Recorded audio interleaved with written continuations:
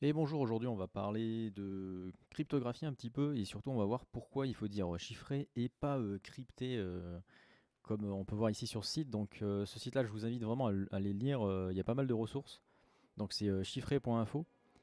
Donc en fait c'est un peu, comment dire, le problème du mot crypté, il est ancré depuis un moment quand même dans, entre guillemets en informatique au niveau français, francophone.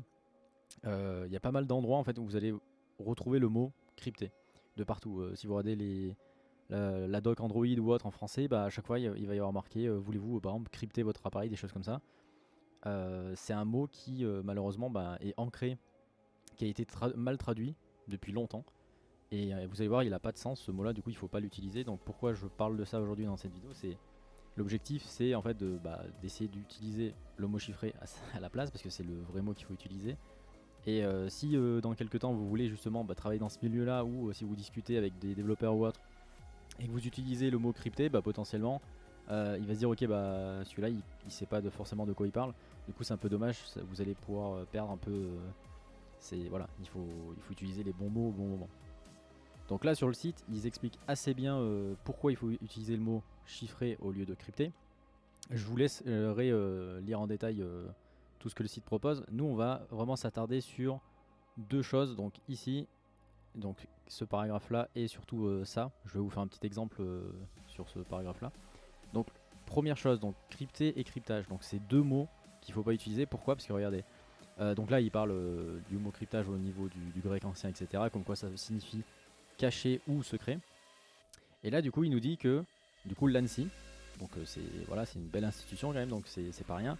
Ils nous disent que cryptage, du coup, c'est incorrect. Pourquoi? Parce que ça reviendrait du coup à chiffrer un fichier sans connaître la clé. Du coup, ça veut dire en fait on chiffre, mais on connaît pas la clé. Donc, bah si en fait si vous utilisez le chiffrement César, c'est facile parce que un décalage de x, on s'en fiche, on va le trouver facilement. Par contre, si vous amusez à chiffrer un fichier avec du RSA, regardez par exemple, imaginons, moi je chiffre, on est d'accord, je chiffre avec cette clé, sauf que juste après, je perds la clé. Et bah du coup, c'est impossible de... Quoi, on pourrait essayer, mais voilà, je vous préviens, vous allez prendre des années à essayer de casser, à retrouver cette clé potentiellement. Et du coup, c'est impossible. Si c'est du César, c'est bon. N'importe quel PC, vous allez brute force et vous allez retrouver, il n'y a pas de souci, du César, du Visionnaire ou autre. Vous allez pouvoir très facilement retrouver si jamais vous avez chiffré sans connaître la clé. Mais par contre, si vous faites ça avec du RSA, bah c'est mort. Vous allez mettre des années.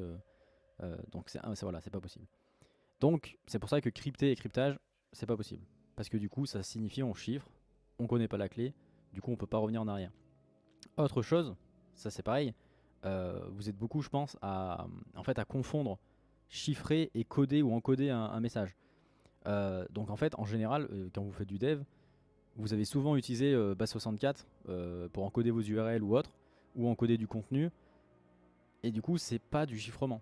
Pareil quand vous hachez une chaîne de caractères, quand vous faites H256 ou 512, ça c'est pas du chiffrement. Dans un cas, si vous faites du base 16 ou base 64, c'est très rapide pour revenir en arrière. Par contre, si vous hachez une chaîne, en fait, c'est pour ça que je pense qu'il y en a beaucoup qui pensent que quand on hache une chaîne, c'est du chiffrement, parce qu'en fait, c'est dur de retrouver l'origine, parce qu'il faut potentiellement en fait brute force si on veut trouver le hash. En général, on hache un password, parce que du coup, en base de données, c'est beaucoup mieux en fait s'il est haché. Si jamais votre base de données fuite, et ben en fait les utilisateurs, qu'est-ce qu'il quoi le hacker potentiellement, qu'est-ce qu'il va trouver? Il va trouver une base de données, ok, il va avoir les utilisateurs, les mots de passe, sauf que les mots de passe vu qu'ils sont hachés, et ben en fait ça va ressembler à ça. Je vous ai fait une petite page. Donc là, je vais vous montrer du coup la différence entre un hachage et un encodage entre guillemets en base 64 ou base 16. Donc là, on a une impute. Donc là, moi je vais par exemple taper juste hello. Et du coup, là, on voit donc ma chaîne Hello a fait 5 caractères, on est d'accord? Donc la longueur de la chaîne c'est 5. Et du coup en MD5 ça donne ça. Donc MD5, SHA-256, SHA-512 c'est des hash. Du coup c'est une opération mathématique qui est faite. Donc on prend l'entrée et en sortie on obtient un hash. Donc l'objectif des hash c'est d'avoir, peu importe l'entrée, une taille fixe. Donc là vous voyez mon entrée a fait 5. Pour du MT5 vous aurez une longueur de 32, 64 pour du 256 et 128 pardon, pour du 512. Donc en fait l'avantage des hashes c'est quoi? C'est justement de cacher un mot de passe. Parce que regardez, imaginons ça c'est mon mot de passe d'un site, peu importe, si moi quand je me suis logué, quand j'ai créé mon compte, et ben en base de données, qu'est-ce qu'ils ont fait? Automatiquement, du coup, que ce soit en PHP ou autre, il prend cette chaîne, il va l'ajouter en base de données, mais juste avant, il va la hacher. En général, aujourd'hui, c'est au minimum du 512. En fait, le problème de MD5 ou du H256, c'est qu'en fait, aujourd'hui, vu que c'est une opération mathématique, en fait, on peut avoir ce qu'on appelle des collisions. Du coup, en fait, deux entrées différentes peuvent donner le même hash. Et du coup, ça, c'est un problème mathématique. Et du coup, en fait, pour solutionner ça, ils utilisent potentiellement soit le SHA-512 ou maintenant il y a le bcrypt, il y en a d'autres qui existent également, qui vont éviter, en fait, au niveau mathématique, ils ont changé l'algo pour qu'on évite justement les collisions. Parce que ça serait dommage, en fait, ils pourraient brute force pour trouver, en fait, avec une entrée différente. Du coup, au lieu de taper hello pour se connecter, il taperait autre chose et ça donnerait le même hash. Et du coup, le site autoriserait la connexion. Du coup, c'est pas forcément bien. Donc là, vous voyez, peu importe la taille d'entrée, à chaque fois, ça sera une taille fixe. Donc là, même si je m'amuse à taper un truc qui fait, voilà, regardez, 53 caractères, vous voyez, ma taille ici est fixe. On est d'accord, toujours 32, 64 et 128.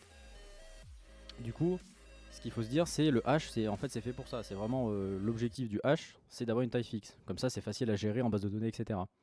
Autre chose, du coup, là, je vous ai mis l'exemple du coup d'encodage, donc en base 16 ou en base 64.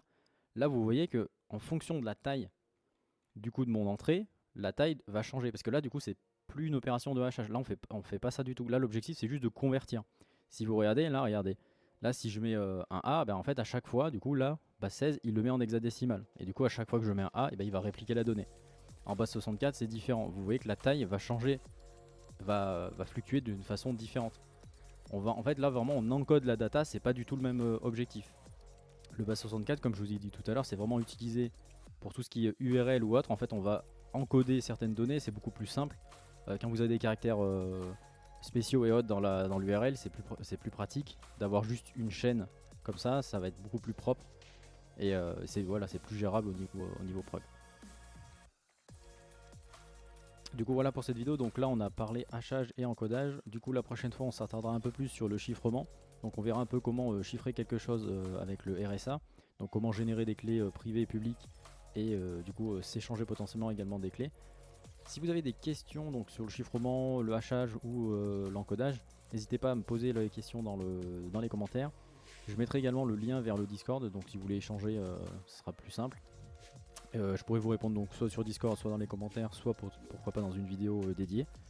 Et du coup, si vous avez aimé cette vidéo, n'hésitez pas à mettre un petit pouce bleu et à vous abonner. A bientôt.